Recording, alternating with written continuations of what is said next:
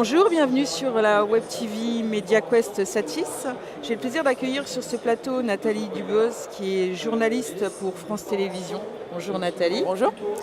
Alors, l'un de vos chevaux de bataille, c'est l'immersion. Comment est-ce qu'on tombe en amour, comme diraient nos amis canadiens, avec l'immersion ? Alors, est-ce que je suis tombée en amour réellement avec l'immersion ? C'est une question. L'idée, c'est que dans mon travail de journaliste, il est important, et au Media Lab notamment, il est important d'aller voir un peu tout ce qui va servir au journalisme. Et puis, la VR est arrivée, on s'est dit, allez, il faut essayer, il faut voir si ça fonctionne avec le journalisme. Alors, on avait nos grands frères américains, je dirais, qui avaient commencé déjà à tester l'image 360 degrés dans des conflits à Fallujah ou des choses comme ça, et ça nous paraissait vraiment intéressant, vraiment prenant, une façon différente de raconter l'histoire. Donc oui, ça c'est un élément qui a fait que d'un coup j'ai regardé le 360 degrés, le reportage en vidéo 360 degrés et la réalité virtuelle d'un autre œil.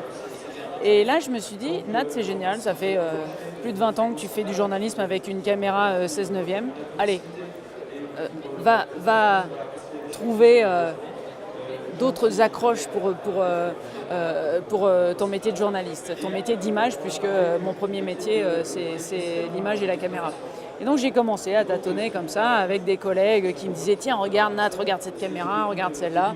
Et voilà, à force j'ai fini par faire quelques sujets en 360 degrés avec des outils différents. Voilà. Ensuite, grosse question qui arrive assez rapidement quand on commence. Ok, c'est fantastique, mais ça fonctionne pour une immersion dans une manifestation, une immersion dans un lieu où il se passe vraiment quelque chose d'incroyable, mais est-ce que ça fonctionne pour tout ? Est-ce que ce format-là, je vais pouvoir l'utiliser pour tout dans le journalisme ?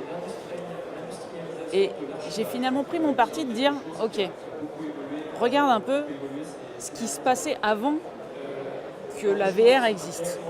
On te demandait de faire des sujets en 16/9 pour le journal télévisé, des sujets qui parfois étaient bluffants, qui accrochaient les gens parce que c'était de l'image et de la vie et de l'émotion. Et là, tous les gens étaient scotchés et te parlaient du sujet qu'ils avaient vu pendant des mois. Et puis on te demande aussi de faire des sujets échos qui, je suis désolée, sont assez rébarbatifs en images. Et où là, il fallait mettre de l'infographie, il fallait essayer de trouver des trucs et astuces, il fallait essayer de trouver des images un peu prétextes. Et voilà. Et donc, on avait vraiment les sujets d'image et les sujets pas images. Et je me suis dit, écoute Nat, tu vas prendre le côté format 360 de la même manière. Oui, il y a des sujets fantastiques en 360. Finalement, ce sont les mêmes sujets que le 16/9. Le sujet émotionnel 16/9 fonctionnera parfaitement bien en 360 parce que la 360 va apporter le sens en plus, le sens émotionnel en plus. Que ce soit positif ou négatif, le sens émotionnel en plus. Donc, celui-là, tu sais que ça fonctionne. Maintenant, vois quels sont les reportages autres que tu peux faire en 360. Et s'ils ne sont pas 360ables, vois comment tu peux les écrire pour que quelqu'un qui va regarder ce reportage apprenne, se sente libre, fasse ce qu'il veut et surtout, y revienne. Et donc j'ai commencé à essayer de développer avec des collègues, je suis évidemment pas toute seule, une écriture 360 pour le journalisme, pour tous les sujets. Donc aujourd'hui, vous avez une sorte de Bible, quelques guidelines qui vous permettent de produire avec des standards, hein. Alors aujourd'hui, j'ai des trucs et astuces pour faire qu'un sujet soit suffisamment dynamique, suffisamment intéressant pour que les gens aient envie de regarder un sujet complet. Exemple, un sujet 360 doit être court, fatalement. Si un sujet 360 est long, l'accointance, le fait que les gens le regardent, alors il ne faut pas se voiler la face, ils le regardent plus avec un smartphone qu'un casque, mais donc s'ils le regardent avec un smartphone, le fait de devoir bouger comme ça l'image, il ne va pas faire ça pendant 3 heures. Donc il faut que ce soit court, il faut que ce soit dynamique, mais le dynamisme n'est pas tant dans l'enchaînement d'images qu'on connaît en 16/9, c'est-à-dire on dit souvent qu'en montage, dans un sujet journal, on fait des plans de 3 secondes, hormis les interviews. Dans un sujet 360, la moyenne c'est 20 secondes. Pourquoi ? Parce qu'on laisse le temps aux gens de faire le tour de l'image et de profiter de cette liberté qu'ils ont de regarder. Donc un sujet court certes, mais un sujet finalement avec peu d'images puisque plus longue. Et dans chaque image, mon rôle de journaliste, c'est de guider les gens. Parce que ce qu'on remarque, c'est que si on laisse les gens totalement libres, avec des images dans lesquelles on leur dit juste allez-y, regardez, on leur fait un enchaînement d'images, ils ont trop de liberté. C'est comme quand vous arrivez dans un parking et vous n'êtes pas content s'il y a trop de voitures parce que vous ne trouvez pas de place. Mais d'un autre côté, vous n'êtes pas si content que ça quand il y a toutes les places parce que vous êtes là, vous vous dites « Oh, je vais me garer là. Non, je vais me garer là. » Bon, l'effet 360, si vous n'êtes pas guidé, d'abord, le journaliste ne fait pas son boulot, donc ça ne va pas l'intéresser, ne serait-ce que de le faire, le reportage. Et en plus, vous allez lâcher. Vous allez regarder un peu et puis vous allez dire « Ah ouais, c'est super ». Et vous allez lâcher et vous n'y reviendrez pas. Donc, la deuxième chose qu'on fait après le format court, c'est de donner des indications aux gens et d'essayer de les guider par l'écrit, en pensant aux gens qui n'écoutent pas. Donc on les guide par l'écrit. On leur dit quand même, mettez un casque, c'est quand même beaucoup plus sympa. Et en plus, les interviews, on ne les traduit pas forcément par l'écrit. Donc, et par l'écrit, on va se servir de l'image. Si par exemple, je regarde face à moi, parce que j'ai quelque chose d'intéressant ici, on va écrire quelque chose juste à gauche qui va prendre un peu l'image. Donc par curiosité, vous allez faire quoi ? Hop, vous allez regarder là. Et comme ça, on va faire le tour de l'image pour amener les gens dans ce qui est le plus intéressant dans l'image et pour en profiter pour leur apprendre des choses. Voilà 2 astuces, 3 astuces qui font que voilà.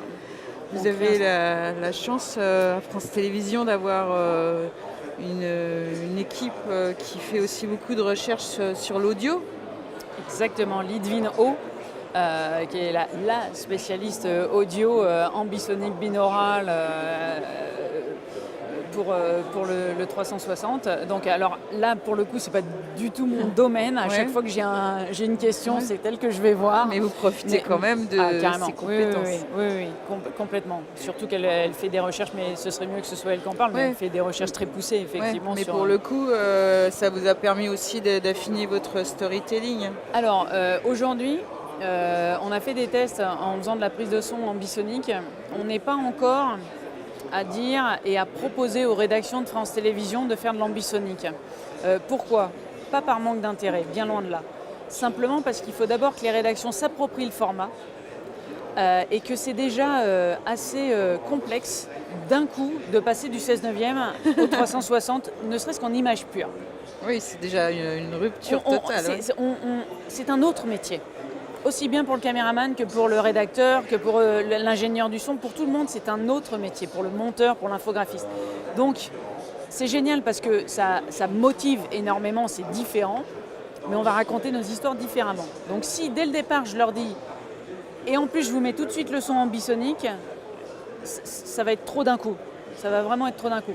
Donc du coup, on continue à travailler, Lidvin continue à bosser, je lui demande plein de choses, voilà, on échange beaucoup. Mais pour le moment, je ne propose pas ça encore aux rédactions. Voilà, je sais que c'est trop tôt. Vous avez encore des expérimentations en perspective ou c'est déjà quelque chose qui s'institutionnalise? Alors là, je suis réellement en phase d'évangélisation où on fait pas mal de formations en interne et donc on forme les gens.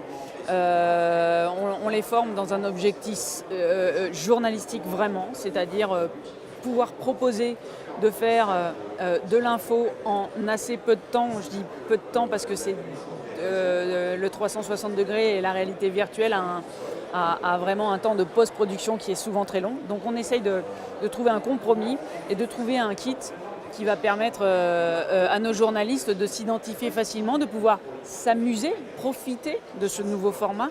Et donc là, on est vraiment dans un stade d'évangélisation de toutes les rédactions du groupe. Donc j'insiste bien, il y a le national, il y a France 3 régional qui part pas mal là-dedans. Il y a les Outre-mer aussi que ça intéresse beaucoup. Voilà, on est dans ce stade-là, donc les expérimentations, on continue à les faire en storytelling, mais on voit déjà avec eux, c'est ce qu'on a réussi à créer leur plaît, et on leur demande déjà de partir avec ça, et puis je pense que les échanges en plus vont se faire au fur et à mesure et qu'eux-mêmes vont trouver des super idées, et que voilà, on va s'alimenter au fur et à mesure. Donc rendez-vous l'année prochaine pour un nouveau point d'étape. Eh ben d'accord. Merci Nathalie. De rien.